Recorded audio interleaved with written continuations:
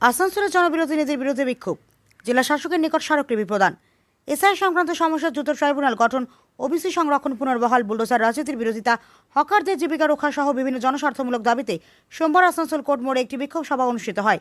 পরে বিক্ষোভকারীরা পশ্চিম বর্ধমানে জেলা শাসকের নিকট স্মারকলিপি প্রদান করে।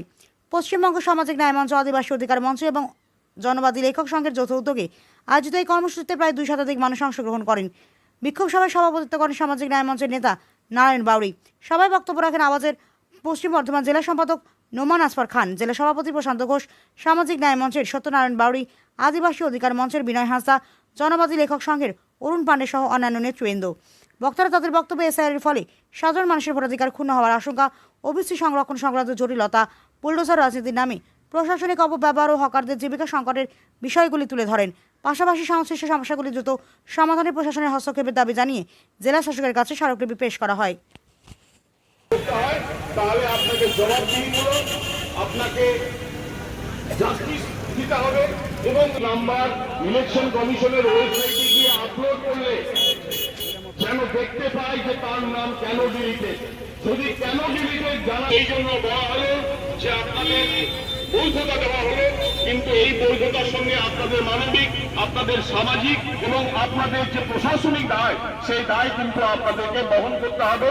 এই মর্মে সুপ্রিম কোর্ট বললেন, ডিভিশন বেঞ্চের জাস্টিসরা বললেন যে আপনারা এমন ভাবে করুন একটা সাপ্লিমেন্টারি না, যে ভোটার লিস্টটা ছিল, যে ভোটার লিস্টটা এক্সিস্ট করতো, যে ভোটার লিস্টে বলে আমি সমস্ত সামাজিক প্রকল্প পেয়েছি, আমার আধার কার্ড হয়েছে, আমার কেওয়াইসি হয়েছে, আমার ব্যাংক অ্যাকাউন্ট হয়েছে, সেই আধার কার্ডটা আজকে ডিলিটেড।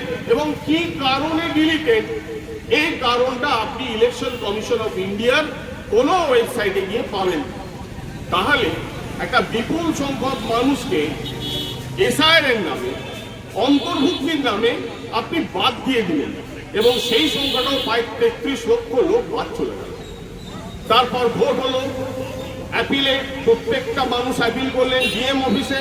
আমরা দেখেছি কি দুর্দিন গেছে, বয়স্ক বাবা সকাল থেকে রাত পর্যন্ত দাঁড়িয়ে আছে, মহিলা বাচ্চাকে কোলে নিয়ে দাঁড়িয়ে আছে। আমরা দেখেছি এই নির্মমতার অবস্থা, এই নির্মমতার বাস্তবতা আমরা প্রত্যেক দিন ডিএম অফিসে দেখেছি। তারপর ভোট হলো, ভোটের রেজাল্ট কি হলো, কে জিতলো, কে বললো, এই বিষয়ে আমি অন্য কোনো বিতর্কে যাব না। এটা আমার আজকের কাজ নয়। আমার আজকের কাজ হচ্ছে যে আজ পর্যন্ত যে এসআইআর এর না যাদের নাম বাদ গেল, তাদের নিয়ে আমাদের ভবিষ্যৎ পরিকল্পনা কি। আমাদের দাবি আওয়াজের পক্ষ থেকে এবং বাকি 3টে সমস্ত হচ্ছে সামাজিক সংগঠনের পক্ষ থেকে, যে প্রত্যেকটা মানুষ যে ভারতবর্ষের জন্মসূত্রে নাগরিক, সেই নাগরিককে তার বৈধতা দেওয়ার জন্য তাদের নাম সবাইকার নেক্সট ইলেকটোরাল রোল পাবলিশ হওয়ার আগে আপনি সাপ্লিমেন্টারি লিস্ট করে তাকে পড়তে হবে। আপনার যে মিটিং, এটা আজকে আপনারা জানেন অনেকদিন ধরে ভোটার লিস্টের নামগুলো ডিলিট হয়ে আছে। গোটা ওয়েস্ট বেঙ্গলে প্রায় 27 লক্ষ ভোটার লিস্টের নামটা ডিলিট হয়ে আছে। আমরা বারবার চেষ্টা করছি যে এই ভোটারদেরকে আবার ফিরিয়ে আনার জন্যে। সেইটা নিয়ে ডিএম সাহেব বলুন কিংবা রাজ্য গভর্নমেন্ট বলুন কিংবা ইলেকশন কমিশন বলুন, কোনো ওদের চিন্তা নাই। এই জন্যে আজকে আমরা এখানে বিক্ষোভ মিছিল সমাবেশ করেছি।